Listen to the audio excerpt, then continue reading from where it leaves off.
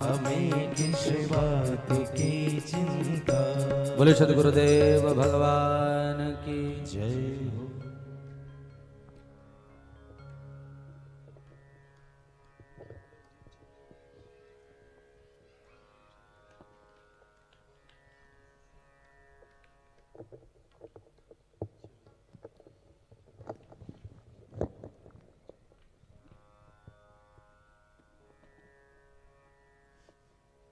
माँ नर्मदा मैया की, आज गोपाष्टमी भी है इसीलिए गौ माता की, अम्बा मैया की और भारत माता की जय।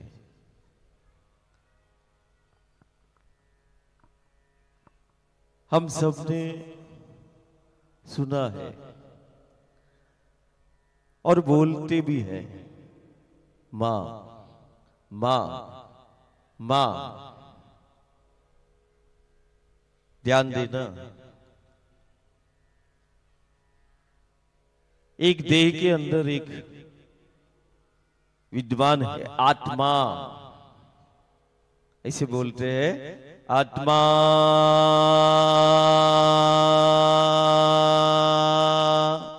आखिरी में क्या है? मां। फिर सुनना, परमात्मा,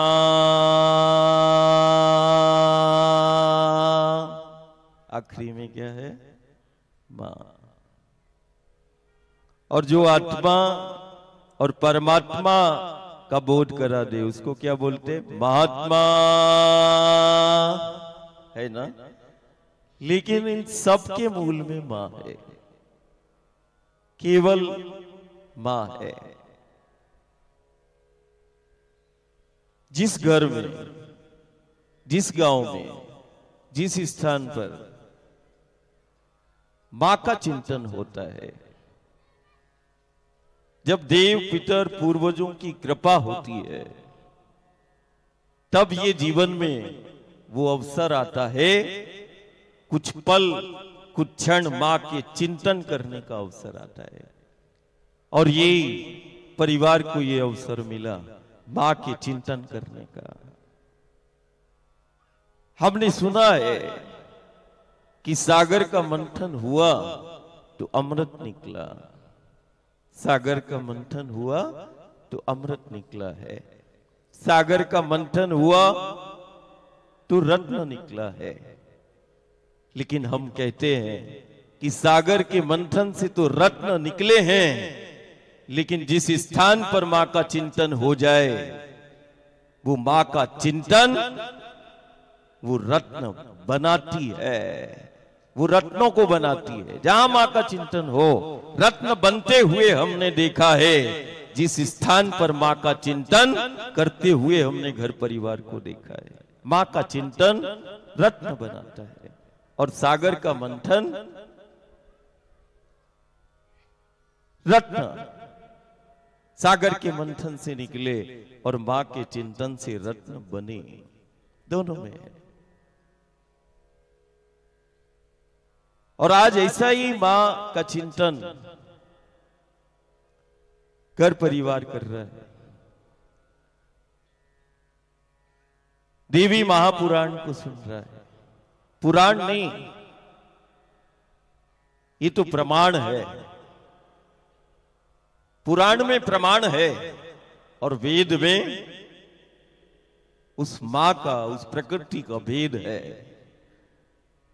और आज जहां मां का चिंतन होता है वो सहस्त्र कोटि यज्ञ के बराबर है, कि चाहे तुम 1000 यज्ञ कर लो और चाहे तुम मां का चिंतन कर लो, बराबर है। मां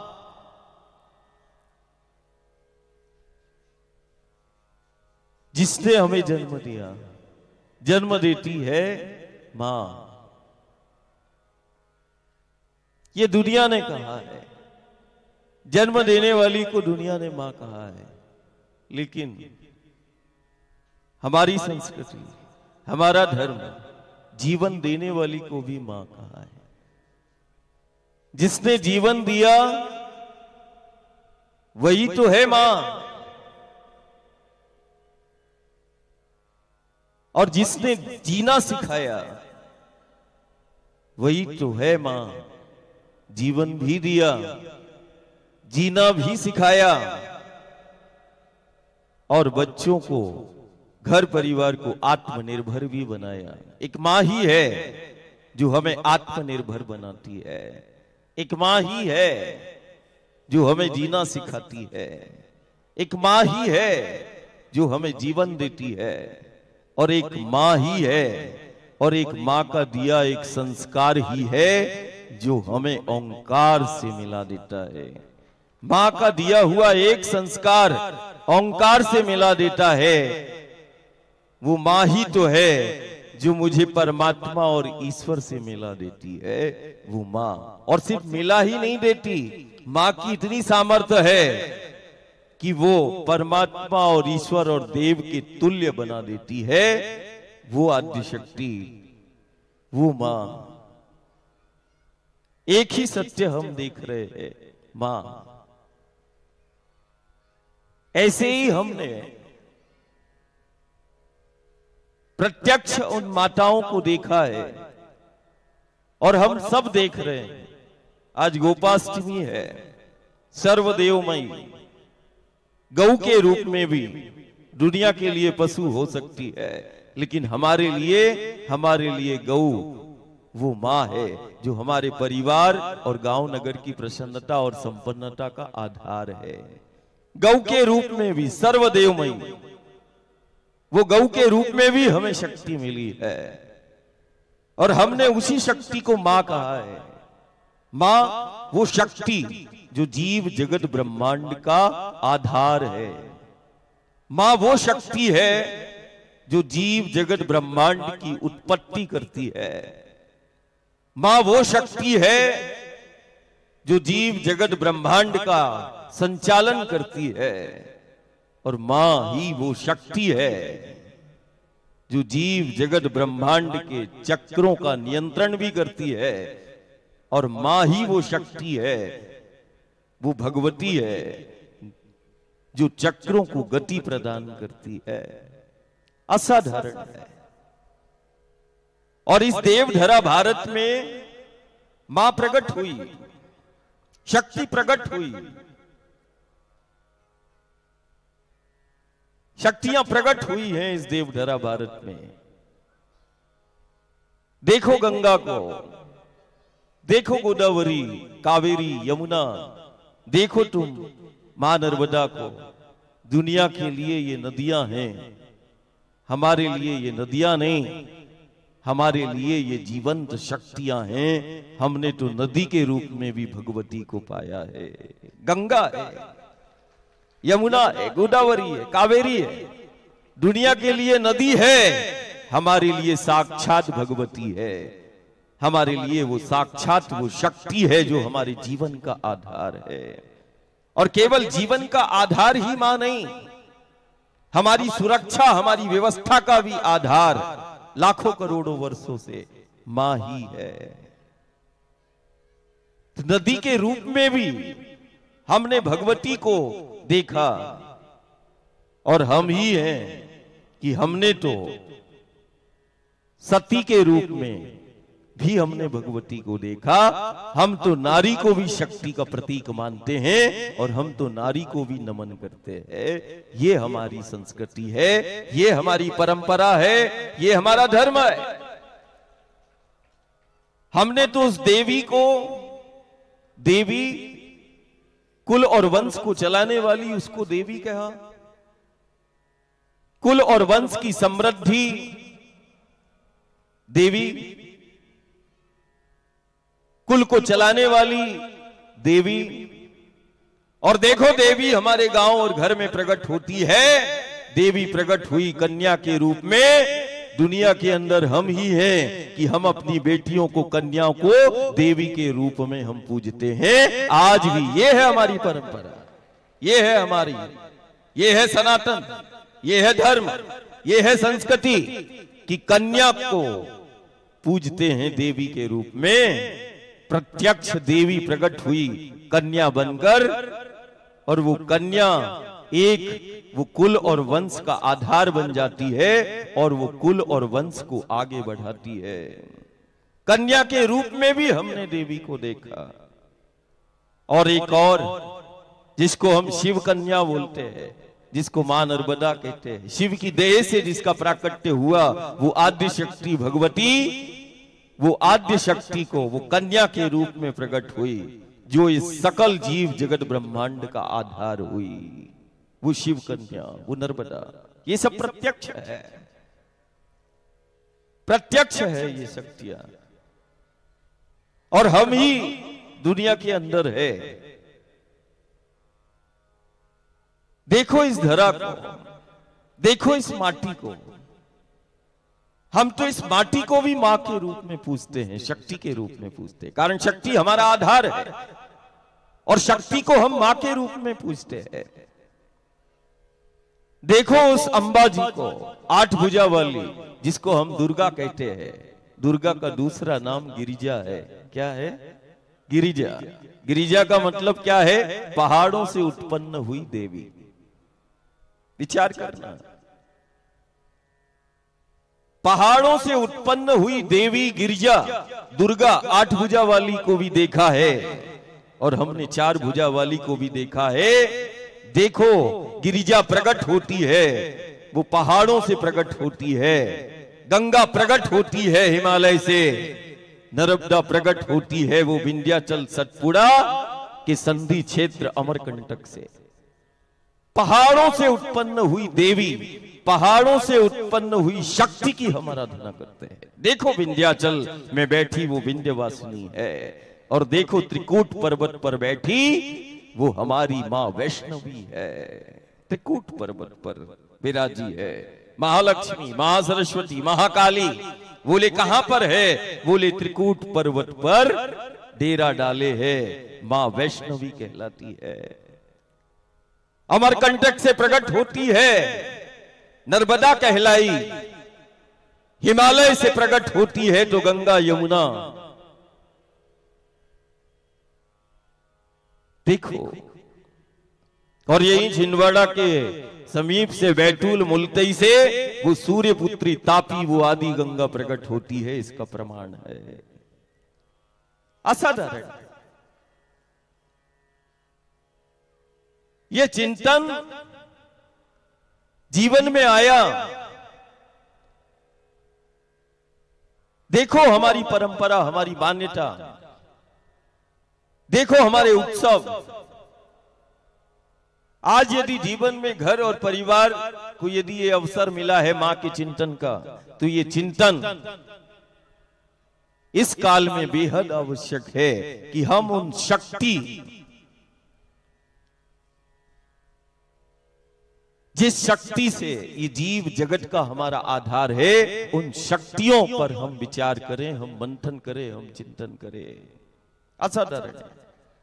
और हम ही दुनिया में कि धरा को भी, इस माटी को भी हमने मां कहा, और इसी धरा के लिए वो कहते परमात्मा ईश्वर अवतार लेता है, बारंबार अवतार लेता है, लेकिन अवतार का कारण तो होता है, और वो परमात्मा ईश्वर अवतार लेता है, उसका कारण केवल एक समझ में आता है, वो है मां, वो है शक्ति जो जीव जगत का आधार है, वो शक्ति जो हमारा अस्तित्व है।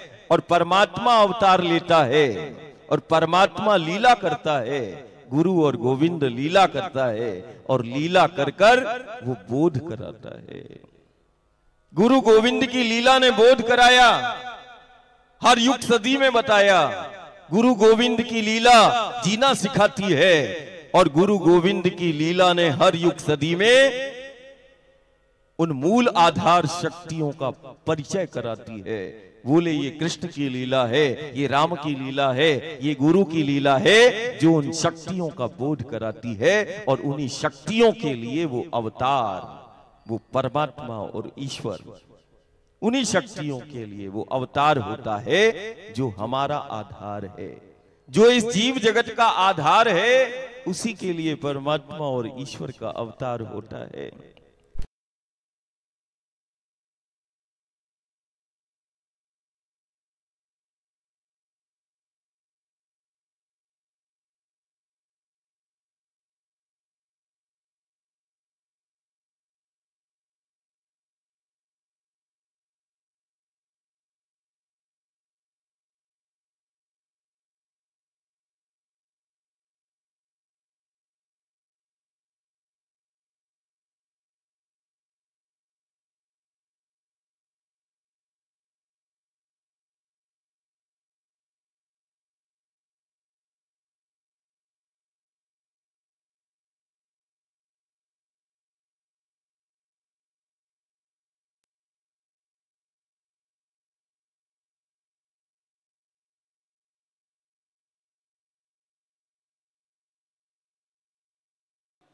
वो सत्य है और सदा सत्य का जहां स्मरण होता है। एक ने पूछा शक्ति कैसे सहायक होती है? थोड़ी देर के लिए रुक जाना, हाँ थोड़ी देर के लिए रुक जाना। हम केवल उस मां के चिंतन के लिए आए और घर परिवार को ज्ञात है कि नहीं है, हम चलते समय केवल वायु को ही आहार लेके चलते हैं, हम जल भी ग्रहण नहीं करते हैं, है ना।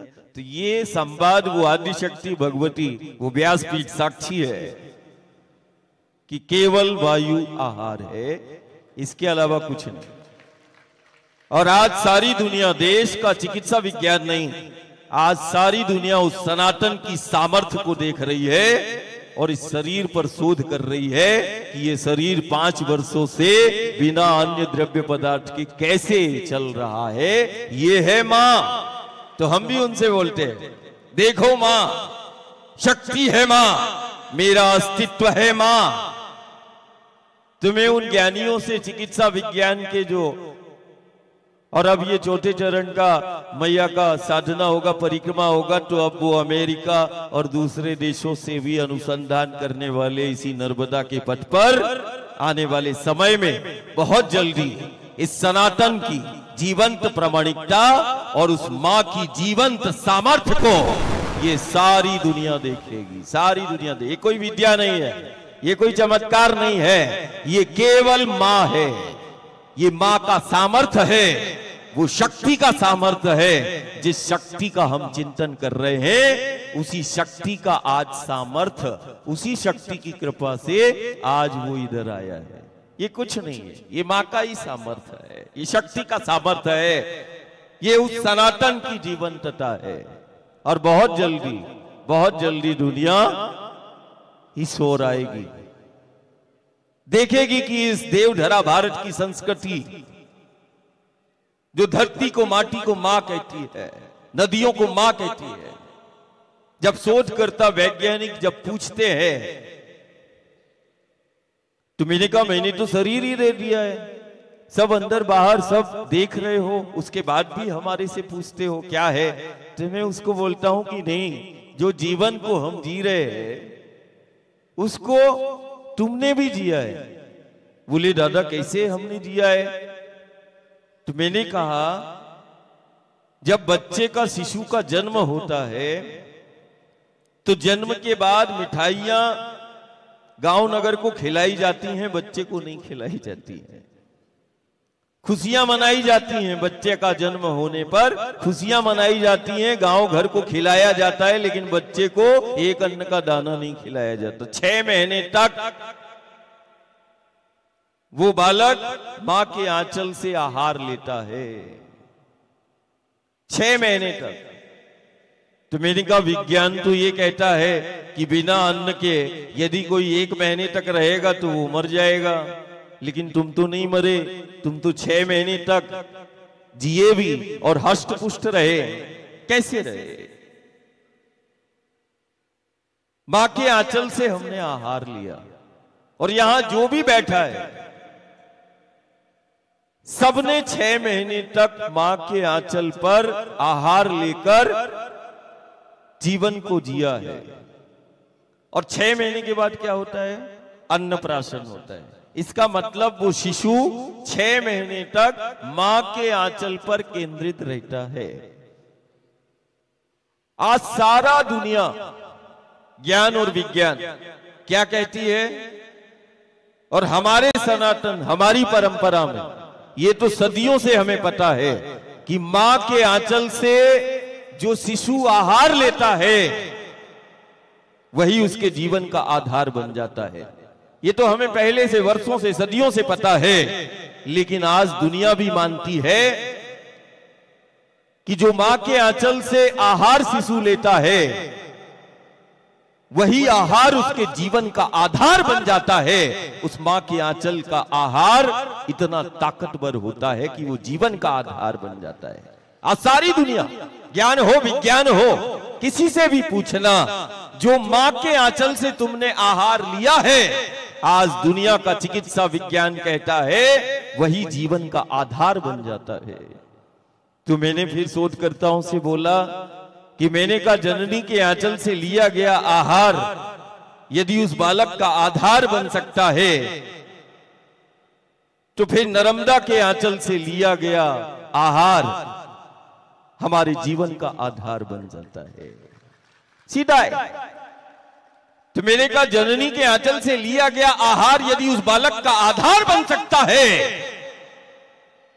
तो जिसको हमने मां कहा है जीवन देने वाली, उसके आंचल से भी हमने आहार लिया है और उसका आंचल से लिया गया आहार हमारे जीवन का आधार है, ये हम बताना चाहते हैं। अब इसमें क्या चमत्कार है? कोई चमत्कार नहीं है, ये मां का आंचल है। फिर इसके बाद देखना, वही मां देखते देखते देखते देखते मां के संग रहते रहते रहते अब जब हम 3,500 किलोमीटर का परिक्रमा करते हैं तो वही शोधकर्ता देखते हैं। क्या देखते हैं कि 30 किलोमीटर, कभी 40 किलोमीटर पैदल चलते हैं तो कोई 40 किलोमीटर कोई चलेगा तो एक गिलास पानी तो पिएगा, एक घूंट पानी तो पिएगा, लेकिन उसको दिखाई दे रहा है कि नहीं, 40 किलोमीटर में भी जल का एक बूंद नहीं, वायु पर ही आहार होता है। वायु, ये है मां, ये है शक्ति, असाधारण। और आज हमें उन्हीं शक्तियों पर मंथन करना है। आज गोपाष्टमी है, बड़ा दिव्य संयोग है, गोपाष्टमी है। और गोपाष्टमी इस बात की प्रामाणिकता है कि शक्ति हमारे गांव नगर में प्रत्यक्ष है उस गौ के रूप में। वो मां जिसके लिए गुरु और गोविंद बार बार आता है। देखो ये धरा ही तो है और देखो वो धेनु ही तो है जिसके लिए परमात्मा ईश्वर अवतार लेता है। वो मां ही तो है जो इस जीव जगत का आधार है। असाधारण है। आज एक एक गांव और घर को ये मंथन की आवश्यकता है कि वो शक्ति हमें प्रत्यक्ष मिली है गौ के रूप में, गंगा के रूप में। शक्ति प्रत्यक्ष है वो नर्मदा के रूप में। और ये कोई साधारण शक्तियां नहीं है, ये केवल जीवन का आधार नहीं है। ये वो शक्तियां हैं जो हमारे घर का संचालन हमारे हाथों से कराती हैं। सिर्फ जीवन का ही संचालन नहीं, हमारे हाथों से घर का भी संचालन कराती है। और ये वही शक्तियां हैं, ये वही शक्तियां हैं जो हमें देवतुल्य बनाती है। ये वही शक्तियां हैं जिनकी निकटता में एक साधारण सा नर भी नारायण के पद को प्राप्त कर लेता है। ये वही शक्तियां हैं जो नर को नारायण बना देती हैं। ये वही शक्तियां हैं जो हमारे हाथों से विश्व का संचालन करा देती हैं। सिर्फ घर का नहीं कराया, ये वो शक्तियां हैं जो विश्व का संचालन करा देती हैं। और ये वही शक्तियां हैं जो हमें विश्व वंदनीय बना देती हैं। हमारे में ऐसा कुछ नहीं, ऐसा कुछ नहीं। क्या कारण है? विश्व वंदनीय बना दिया, विश्व का संचालन हमारे हाथों से करा दिया। और ये वही शक्तियां हैं जो हमें विश्व गुरु जिसने बना दिया। बोले कौन सी शक्तियां हैं जिन्होंने हमें विश्व गुरु बनाया, या विश्व गुरु बनाने की सामर्थ्य किन शक्तियों में है? और वो कौन सी शक्तियां हैं जो देवतुल्य बना देती हैं? वो कौन सी शक्तियां हैं जो विश्व वंदनीय बना देती हैं? वो कौन सी शक्तियां हैं जो हमारे हाथों से विश्व का संचालन करा देती हैं? और वो कौन सी शक्तियां हैं जो लाखों करोड़ों वर्षों से इस जीव की रक्षा करती चली आती हैं? बोले ये वही शक्तियां हैं, गौ, गंगा, नर्मदा, ये वही शक्तियां है, ये वही शक्ति है। और देखो एक दर्शन जिसको हम सनातन भारतीय दर्शन कहें, हिंदू दर्शन कहें। हम कभी कभी बोलते वो हिंदू जाति नहीं, हिंदू संस्कृति है, हिंदू सभ्यता है। जिसने जीना सिखाया वो सभ्यता, वो संस्कृति है हिंदू, जिसने जीना सिखाया। हिंदू वो संस्कृति है जिसने मूल आधार शक्तियों से जुड़कर जीना सिखाया। हिंदू वो संस्कृति है जो समूची दुनिया को अपना परिवार बताती है। वसुदेव कुटुंबकम, विश्व हमारा परिवार है। और ये वही देवधरा भारत है जिसके गांव गांव में हम आरती पूजन पाठ करते हैं और क्या बोलते हैं आखिरी में, धर्म की अधर्म का प्राणियों में, घर घर गांव गांव में। देखना एकमात्र देश है, सबने सुना होगा, धर्म की अधर्म का प्राणियों में विश्व का। अब बताओ कौन सा देश होगा कि ध्यान साधना हमारा घर परिवार कर रहा है और सकल विश्व के कल्याण की कामना करने वाला।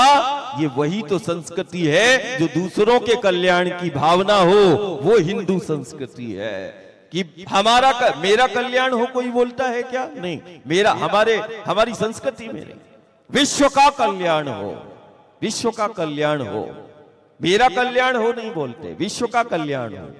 अब कल्याण की भावना किसके अंदर रहती? जो उसे परिवार मानता है। हम विश्व को अपना परिवार मानते हैं, इसलिए परिवार की कल्याण कि विश्व का कल्याण हो, उस आदि शक्ति भगवती से प्रार्थना करते हैं। असाधारण है। देखो ये संस्कृति असाधारण है। देखो ये धरा माटी जिसको हम मां कहते हैं। आज गोपाष्टमी है तो गोपाल जी का ध्यान आता है, और जब मां का चिंतन है तो वो गुरु गोविंद का भी चिंतन लीला में। आज गोपाष्टमी के दिन गोपाल जी का, ठाकुर जी का ध्यान आता है। देखो इसी धरा के लिए, धेनु के लिए वो अवतार लेता है। और नंद बाबा के गांव में माखन लीला करता है। ये तो हमने बहुत सुना, माखन लीला करता है। अरे माखन खाने वाले ने भी यमुना के तट की मिट्टी को खाता है। एक दिन क्या खा लिया उसने? मुख में माटी को रख लिया, माटी को खाया।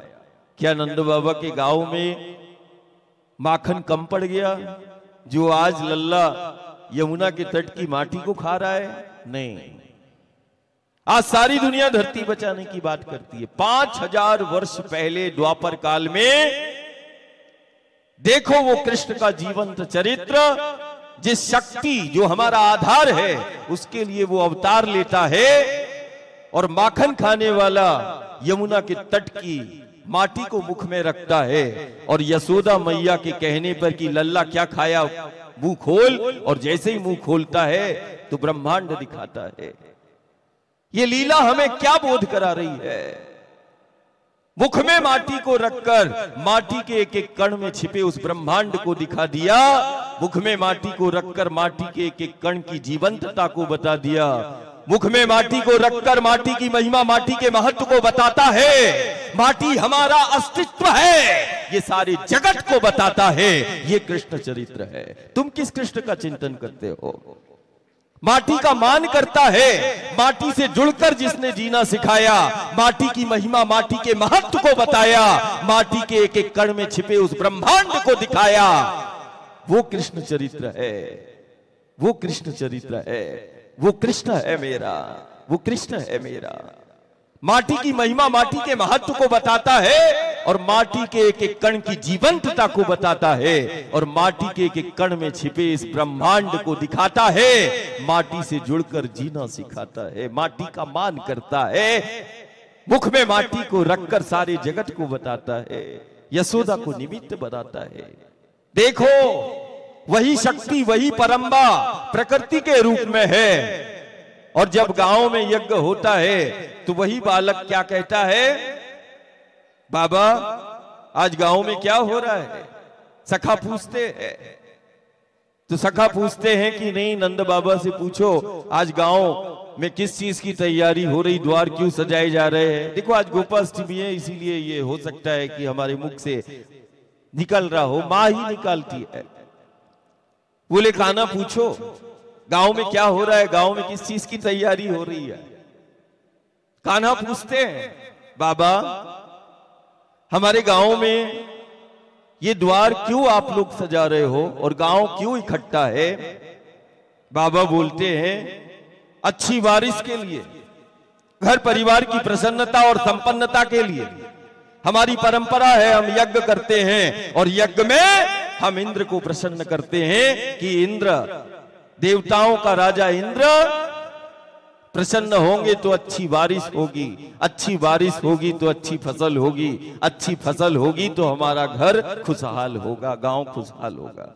बोले बाबा अच्छी बारिश के लिए, गांव की सुख शांति समृद्धि के लिए, देवताओं को प्रसन्न करने के लिए, इंद्र को प्रसन्न करने के लिए कि देवताओं का राजा प्रसन्न होगा तो हमारे गांव की समृद्धि होगी, देवताओं का राजा प्रसन्न होगा तो अच्छी बारिश होगी।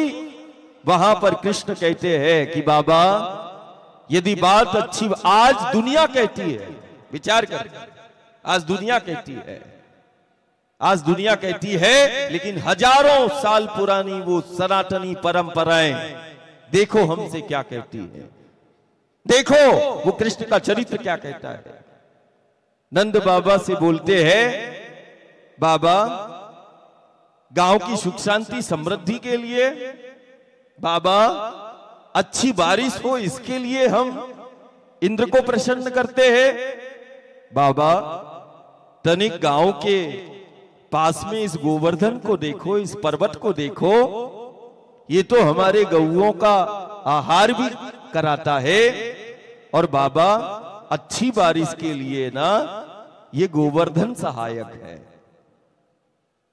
आज सारी दुनिया कहती है कि अच्छी बारिश के लिए, मौसम के लिए, मौसम बनता है विंध्याचल, सतपुड़ा, इन पर्वतमालाओं से।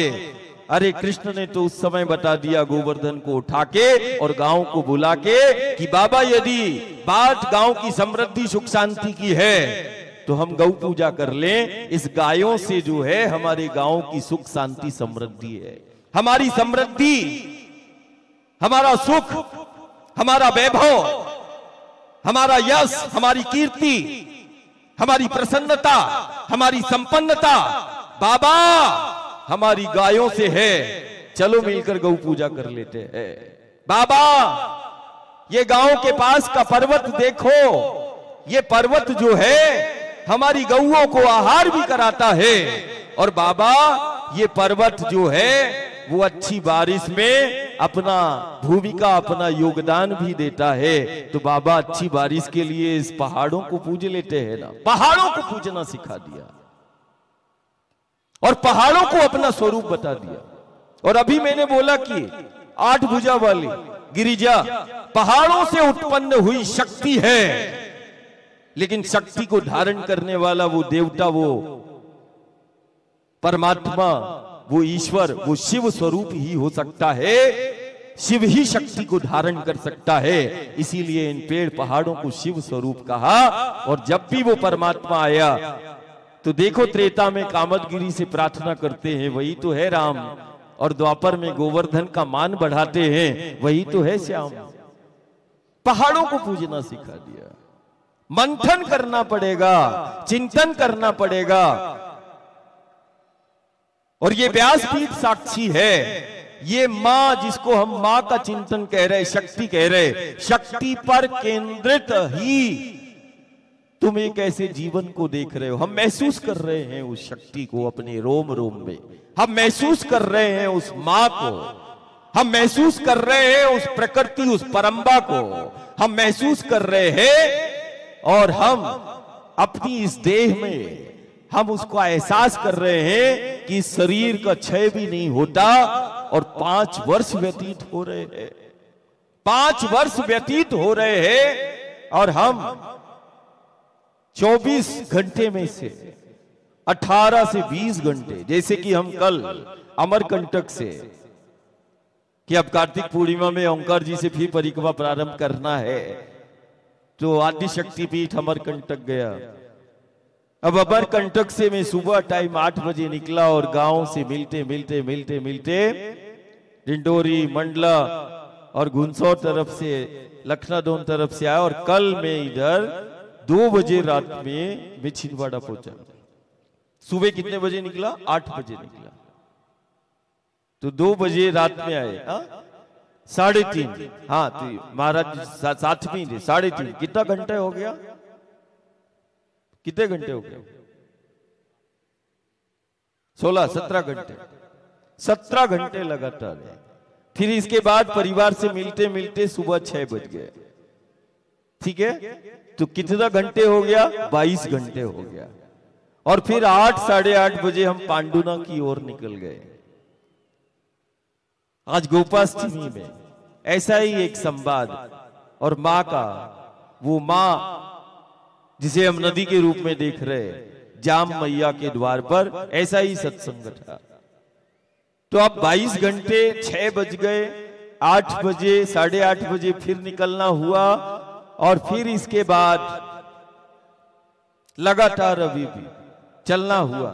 बस मेरे अभी 20 मिनट का कि यहाँ 4 बजे आना था, तो शरीर साथ नहीं दे रहा था, देह का भान समझ में नहीं आ रहा था। तो मैंने कहा नहीं, थोड़ा तनिक विश्राम करके फिर चलते हैं माँ के चिंतन में, फिर परिवार से मिलते हैं। ये प्रत्यक्ष है। हमें उन शक्तियों पर ध्यान केंद्रित करना पड़ेगा। और ये तो वो संस्कृति, वो परंपराएं हैं कि देखो, हम धरती को भी मां कहते हैं, हम नदियों को मां के रूप में पूजते। अरे हम तो दुनिया में हैं जो हम अपने राष्ट्र को भी मां के रूप में देखते हैं। अब ऐसा कौन होगा? कभी सुना तुमने चीन माता, जर्मनी माता? है, देखो हंसी आई ना। और अभी हम बोले भारत, तो उमंग आया, संचार आया। दुनिया के अंदर एकमात्र राष्ट्र जिसको माता का दर्जा प्राप्त है। ऐसे ही नहीं बोला इस राष्ट्र को मां, ऐसे ही नहीं बोला। मां पालन पोषण करती है। जब विश्व भयावह संक्रमण और आपदाओं का शिकार होता है, तो यही वो राष्ट्र है जिसने विश्व का पालन पोषण किया। और पालन पोषण करने वाली को हमने मां कहा, इसीलिए हम राष्ट्र को मां कहते हैं, मां के रूप में पूजते हैं। कारण इस राष्ट्र में सामर्थ्य है विश्व का पालन पोषण करने की। जिसकी सामर्थ्य है वो मां ही तो होगी। जो जीना सिखाती है वो मां ही तो होगी। जो संस्कार देती है वो मां ही तो होगी। और जो संस्कृति और प्रकृति का बोध कराती है वो मां ही तो होगी। तो देखो, हम तो अपने राष्ट्र को भी मां के रूप में हम मानते हैं, और प्रामाणिकता है। कोई पूछे क्यों बोलते भाई, तुम भारत माता की जय क्यों करते हो, राष्ट्र को मां क्यों बोलते हो? तो हम कह सकते हैं कि जन्म देने वाली को तो दुनिया ने मां कहा, हम तो पालन पोषण करने वाली को भी मां कहते हैं, और जननी से ज्यादा उसको ऊंचा मानते हैं। कृष्ण को जन्म दिया देवकी ने, लेकिन गुणगान यशोदा का होता है। जो पालने वाली मैया है वो जननी से ज्यादा ऊंचा हमने उसको माना है, पहचान दी है।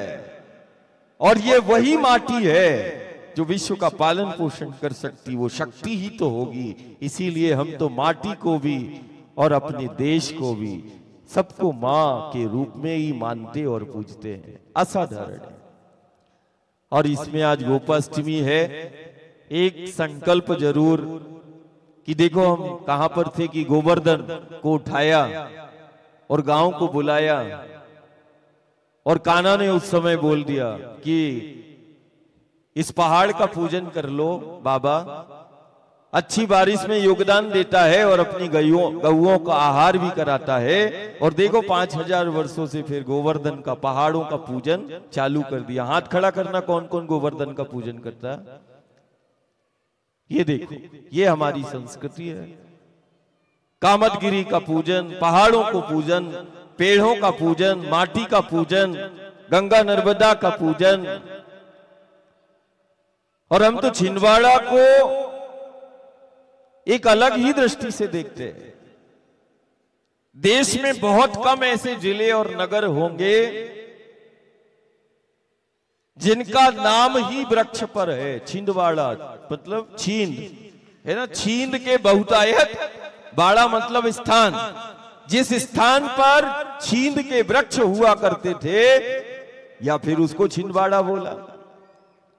भारतवर्ष के अंदर यह छिंदवाड़ा एक ऐसा है कि एक नहीं, दो नहीं, तीन नहीं, कई माताओं का दुलार इस छिंदवाड़ा ने पाया है। बोले कैसे? तो देखो, जिस छिंदवाड़ा में बैठे उमरेठ से निकलती है नदी, नहीं शक्ति है वो भी।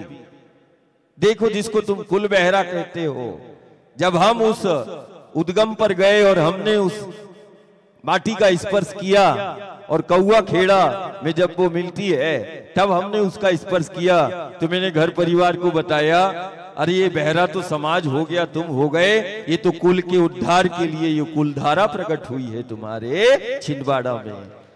कुल का उद्धार करने वाली है कुलधारा तेरे पास, कुलधारा है। बहरा तो ये समाज हो गया, वो तो कुल का उद्धार करने के लिए वो देवी दो धाराओं का जहां मिलन होता है, कुल के उद्धार के लिए जैसे गंगा का अवतरण होता है, वैसे ही इस छिंदवाड़ा में कुल का उद्धार करने के लिए वो कुलधारा का कुलधारा प्रकट होती है, एक शक्ति। थोड़ा जाएं हम पातालकोट, जुन्नार देव की तरफ, हृदयगढ़ की पहाड़ियों की तरफ, देखो शक्कर है, दुधी है, देनवा है, सीतारेवा है, पेंच है। कितना हो गया? शक्कर, उद्गम देखो, और कभी भी देखना, शक्ति का चिंतन करे, जहां भी उद्गम होगा, जहां भी उद्गम होगा नदी का, और जहां नदियों का मिलना होगा, वही तुम्हारा दैविक स्थान होगा, वही तुम्हारा तीर्थ होगा। नदी प्रकट नहीं हुई, शक्ति का प्रकट हुआ है। वो गांव मथुरा, अयोध्या और काशी के जैसा होगा, वो गांव मेरा तीर्थ होगा। जिस गांव में नदी प्रकट हुई, नदी का उद्गम नहीं, शक्ति का प्राकट्य हुआ है। इसीलिए उन गांवों को साधारण मत समझना, जिन गांव में तुम उद्गम देख रहे हो, नदी का उद्गम नहीं, शक्ति का प्राकट्य हुआ है। और जहां नदियों का मिलना हुआ उसको संगम बोलते हैं। जहां वो नदियां मिलती हैं, समझना वो असाधारण ऊर्जा का केंद्र होता है, वो संगम, वो तीर्थ समान होता है। जिस गांव में नदियां मिल जाएं, समझना वो प्रयाग से कम नहीं। तो देखना क्या क्या है, कुलधारा एक है ना, पता चला माँ का चिंतन कर ले, मुझे भी दोष लग जाएगा कि पहले छिंदवाड़ा परिवार ये तो जाने कि नहीं कौन कितनी शक्तियां का दुलार उसको मिल रहा है। देखो कुलधारा एक, ठीक है। हम थोड़ा पातालकोट तरफ जाएंगे तो शक्कर है, दुधी है, उद्गम है, ये सीतारेवा का उद्गम है। शक्कर है, दुधी है, देनवा है, सीतारेवा है, 4 हो गई, कुलधारा 5। फिर देखना थोड़ा अपन इस तरफ जाए, पांडुना तरफ जाए, जाम है, कन्हान है, वर्धा है, लेंडी है, कितना हो गया? 4 और 4 8, और कुलधारा मिला के 9। जैसे 9 देवियां होती हैं, तुमने 9 देवियों का प्रेम पाया है। 9 देवियों का, अरे कौन सा ऐसा स्थान, कौन सा जिला होगा जहां 9 11 11 शक्तियां प्रकट हुई और मिलती हैं? पता लगा के देखना कि किस जिले, किस नगर में 11 नदियों का, 9 नदियों का उद्गम और 9 नदियों का मिलना होता है। तो फिर हम खुद को देखेंगे कि नहीं, छिंदवाड़ा वो देश का वो जिला है जहां पर 1 नहीं, 2 नहीं, ज्यादा से ज्यादा एक जिले में 3 नदियों को देखा होगा, ज्यादा से ज्यादा 4 नदियों को देखा होगा, ज्यादा से ज्यादा 5 नदियों को देखा होगा। हम जब इंदौर तरफ निमाड़ मालवा में जाते हैं तो इंदौर में एक जनापाव भगवान परशुराम का प्राकट्य स्थल होता है, वहां 5 से 7 नदियों का उद्गम होता है। जनापाव भगवान कृष्ण और भगवान परशुराम का बहुत सुंदर संवाद होता है। कैसे होता कि जब युग बदलता है और जब भगवान परशुराम को लगा कि नहीं, हमारा कार्य पूर्ण हुआ है, अब एक नया युग आ रहा है, तो उस द्वापर काल में जो है निमाड़ मालवा का जनापाव जो इंदौर के पास में है, जहां 60 नदियों का उद्गम है, वहां पर भगवान परशुराम ने भगवान कृष्ण को अपने हाथों से सुदर्शन का आदान प्रदान हुआ था और भगवान परशुराम ने कृष्ण को सुदर्शन दिया हुआ था। ये वो स्थान है वहां पर। और अद्भुत संधि भगवान परशुराम और कृष्ण के बीच, दोनों ही नारायण है, लेकिन अद्भुत संयोग उधर बना कि नहीं, ये आपके हाथों में शोभा देगा, ये सुदर्शन को आप धारण करो।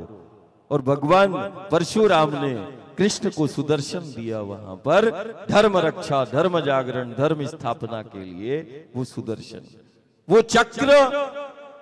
और एक चक्र नहीं, ये जीव जगत ब्रह्मांड सब चक्रों में स्थित है। ध्यान देना, हम बोलते हैं जीवन चक्र, सुरक्षा चक्र, काल चक्र, सब चक्रीय प्रणाली है।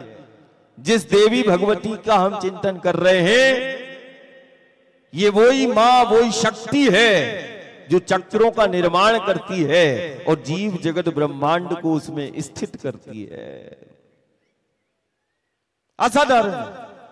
हमने देखा उस मां को, उस आद्य शक्ति भगवती को, कि जो जीव चक्र में स्थित है, उन चक्रों को गति प्रदान करने वाली ये वही भगवती, ये वही शक्तियों का हम ध्यान और चिंतन कर रहे हैं, जो लाखों करोड़ों वर्षों से चक्रों का समन्वय और संतुलन को बनाए हुए है। असाधारण है, चक्रों की अधिष्ठात्री शक्ति है, जिसके बिना हम कोई भी चीज की कल्पना नहीं कर सकते। गोपाष्टमी है, अभी हमने पांडुना में बोला, तेगांव में। मैंने उनसे बोला, भाई तेगांव क्यों बोलते हैं? बोले 3 स्थान पर बसा हुआ था अलग अलग, इसीलिए तीगांव हो गया। मैंने कहा जाम का द्वार है, दत्त का स्थान था। मैंने कहा ऐसा नहीं हो सकता कि जहां ब्रह्मा विष्णु महेश मिले हो वो तेगांव हो। तो मैंने कहा जहां शक्तियों का मिलना हुआ हो वो तेगांव हो सकता है, अलग अलग बसने का नाम गांव नहीं हो सकता है। जहां शक्तियों का मिलन होता है वो त्रिगुणात्मक तेगांव है, जहां ब्रह्मा विष्णु और महेश का मिलन होता है। और जहां मुक्का बाबा आज भी रहता है वो तेरा तेगांव है। ऐसा मैंने बोला, मैंने वहां बोला। और चिंतन यहां भी चल रहा था कि आज गोपाष्टमी है। मैंने कहा सब धन कमाने की होड़ लगी है, धन कमाने की, और दुनिया में एक सबसे ज्यादा होड़ लगी है हथियारों को बनाने की। 2 बातें ध्यान रखना, दुनिया में पता कर लेना, हथियार बनाने की और हथियारों को लाने और खरीदने की होड़ लगी है। किसके पास कितने हथियार हैं और किसके पास कितना धन है, और वो दोनों ही काम नहीं आ पा रहे हैं। आज सारी दुनिया वैश्विक संकट से गुजर रही है, कई प्रकार के संक्रमण और आपदाओं का शिकार हो रही है। हथियार काम में, हथियार तो जिंदगी को मारते हैं, जीवन समाप्त करना है हथियारों से कर लो, पैसा धन इकट्ठा करना है। लेकिन हमने संक्रमण काल देखे हैं, पैसा भी कोई काम नहीं आया। लेकिन हमने उस संक्रमण काल में, हमने उन गांवों में भी देखे कि निर्भय होकर उन्होंने जीवन को जिया है। जो इन पेड़ पहाड़ और जंगलों की गोद में रहा है, वहां कोई प्रकार का संक्रमण नहीं रहा है, ये भी हमने देखा। तो आज गोपाष्टमी है, सबसे बड़ा मान हो जाएगा। और हमने वहां बोला आज कि एक धन घर और गांव में, ये 2025 है, 5 साल जोड़े तो 30 और 5 साल जोड़ोगे तो 35, तो 2035, मतलब अभी समय है। जो गांव में, ध्यान रखना, व्यासपीठ साक्षी है, जो गांव में एक धन, जिसको हम गौधन कहते हैं, एक धन संक्रमण और कई प्रकार की आपदाओं से बचा लेगा। आने वाले समय में जिस गांव में गौधन होगा सबसे ज्यादा, वही गांव सबसे सुरक्षित और वही गांव सबसे व्यवस्थित होगा। जिस गांव में ये गौधन होगा उस गांव में कोई संक्रमण और कोई आपदा का शिकार नहीं होगा। ये वचन है इस व्यासपीठ का। तो इन आने वाले वर्षों में गौधन कितना अधिक से अधिक हम अपने गांव में कर सकते हैं, कारण एक गौधन ही है। जिस द्वार पर गौधन है, एक धन है जो परमात्मा ईश्वर गुरु गोविंद को, शंकर को द्वार पे खड़ा कर देता है। बोले ऐसा भी कोई धन है जिस धन को रखने से परमात्मा ईश्वर खड़ा हो जाता है द्वार पे? हाँ, गौधन है। और जिस द्वार पर गौधन है, गुरु और गोविंद को बुलाने की आवश्यकता नहीं। आज नहीं तो कल गुरु गोविंद तेरे द्वार पर आ जाएगा। तू तो बस गौधन को बस रख ले और गोविंद से मिल ले, गुरु से मिल ले। और जहां पर गौधन होगा वो संक्रमण और आपदाओं से मुक्त होगा। यही भगवती की सबसे बड़ा मान होगा। आने वाले समय में गौधन को हमें सुरक्षित करना है और गौधन को हमें बढ़ाना है, वही हमारा आधार होगा, पहला। दूसरा, ये माटी, जिस माटी को खाकर ठाकुर जी ने महिमा और महत्व को बताया, जो माटी शक्ति है, हम बच्चों को भी देख रहे और हम घर परिवार को भी देख रहे। क्या देख रहे? गलत जीवन शैली आ गई और गलत जीवन शैली के कारण, विसंगतियों के कारण बच्चों को जहर पीते हुए भी हाथों से हम देख रहे हैं और परिवार को भी हम देख रहे हैं माटी में जहर मिलाते हुए और बच्चों को नशा करते हुए। ये थोड़ा कड़वा है लेकिन सत्य है और यही संक्रमण व्याधियों का सबसे मूल कारण है। माटी में जहर मिला के जीने की हम बात करते। आज भारतवर्ष का जब हम भ्रमण करते हैं तो कोई ऐसा गांव नगर नहीं है जहां 2-4 cancer, heart fail, liver fail, kidney fail, दिमाग काम नहीं कर रहा, शरीर काम नहीं कर रहा। ये लक्षण है। क्यों? क्या मान्यता में कोई कमी है परमात्मा के, ईश्वर के, शक्ति के? नहीं, मान्यता में कोई कमी नहीं है। घर घर में आराधना और साधनाएं हो रही हैं, उसके बावजूद भी यज्ञ हो रहे हैं गांव नगर में, लेकिन संक्रमण और आपदाओं से हमारा गांव मुक्त नहीं हो रहा है। उसके पीछे कारण है हमारी गलत जीवन शैली। जिस दिन हमने माटी को जहर मुक्त कर लिया, इस धरती के, इस मां के आंचल को हमने जहर मिला के जो खेती करना चालू कर दिया है, वही हमारा अभिशाप बनता जा रहा है। ये सबसे बड़ा मान हो जाएगा। इस धरती जिसने हमारे कुल और वंश को पाला, ये धरती जिसके लिए परमात्मा ईश्वर आया, माटी में जहर मिला के अन्न को पैदा करना जिस दिन हमने बंद कर दिया, उस दिन हम अपने गांव नगर को सबसे स्वस्थ और संक्रमण मुक्त बना लेंगे। ये हमारे हाथों में है। ठाकुर जी तो गुरु क्या मार्गदर्शक हो सकता है?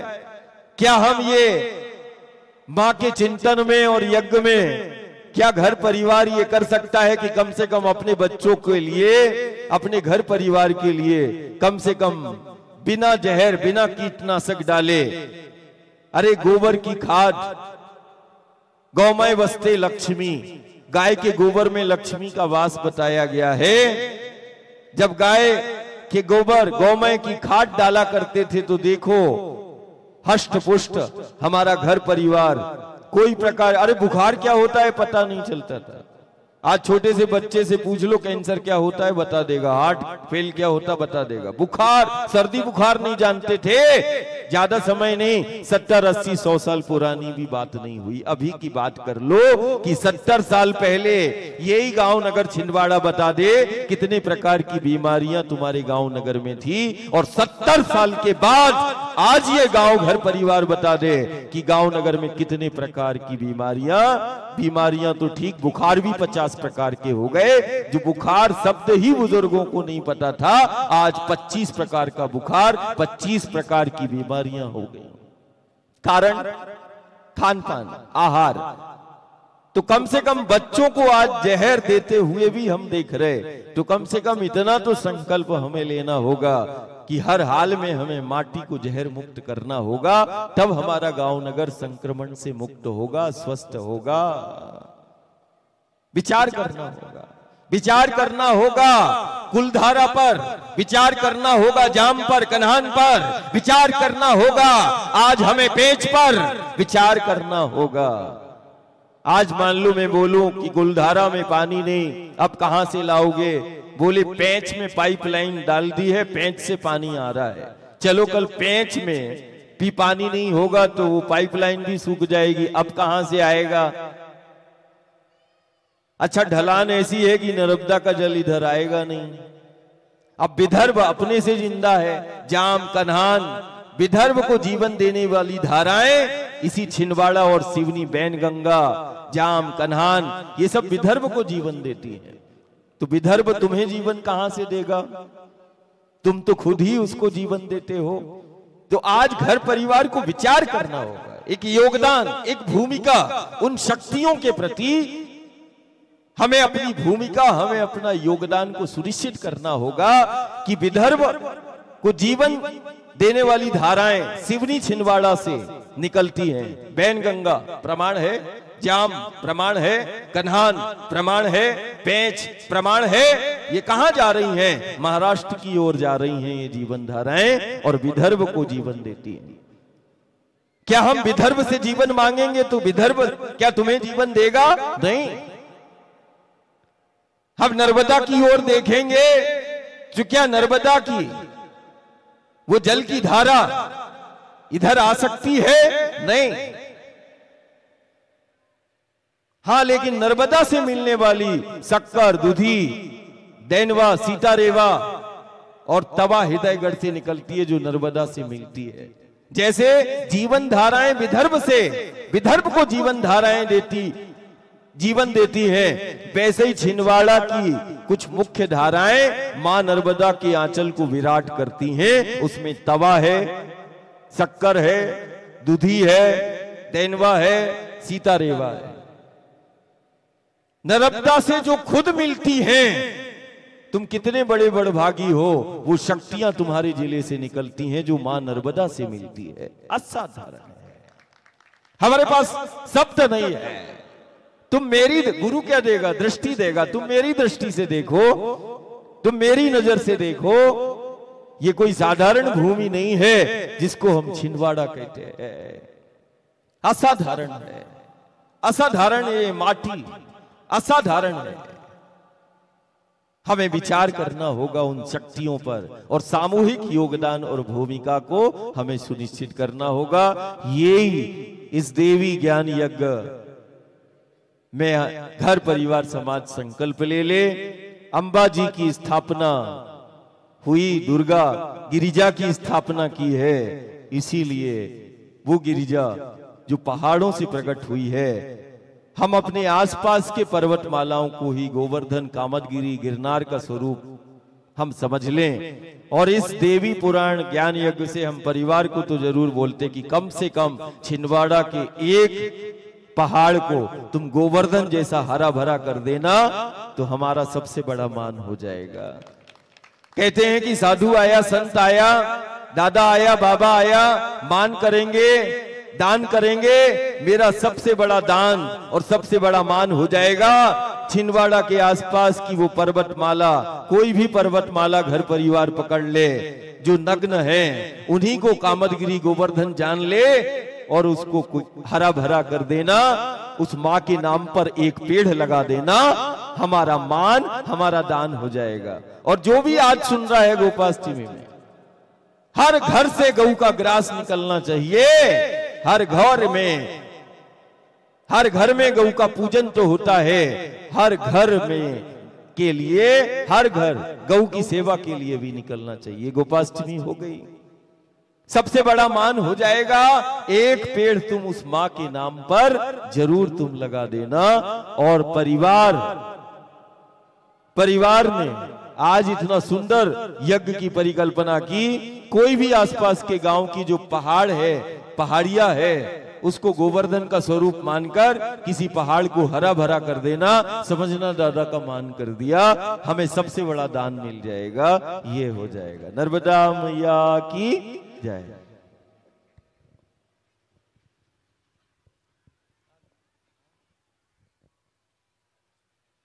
बोले सद् गुरुदेव भगवान की जय हो। आइए भाव से माँ भगवती की आरती करेंगे।